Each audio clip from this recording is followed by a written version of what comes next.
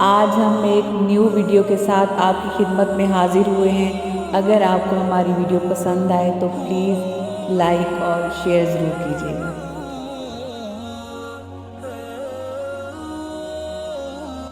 بسم اللہ الرحمن الرحیم۔ حضرت عمر بن عبدالعزیز کا حجاج کے حاکم کو حاکم نہ بنانا۔ حضرت عمر بن عبدالعزیز نے ایک شخص کو کسی جگہ کا حاکم بنایا۔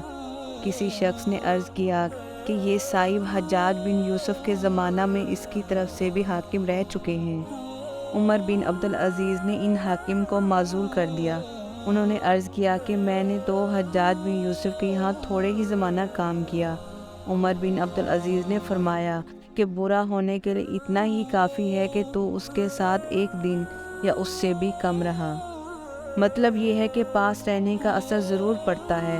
جو شخص متقیوں کے پاس رہتا ہے اس کے اوپر غیر معمولی اور غیر محسوس طریقے سے تقویٰ کا اثر پڑتا ہے، اور جو فاسقوں کے پاس رہتا ہے اس کے اوپر فسق کا اثر پڑتا ہے۔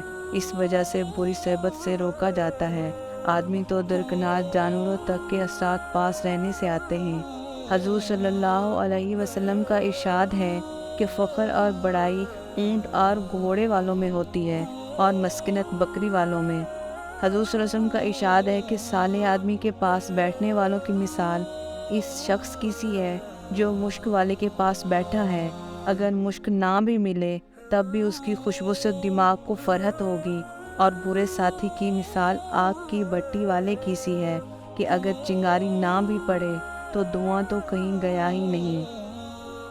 اگر آپ کو ہماری ویڈیو پسند آئی ہے تو ویڈیو کو لائک کریں، چینل کو سبسکرائب کریں اور مزید اس طرح کی ویڈیوز کے لیے بیل آئیکن ضرور دبائیں۔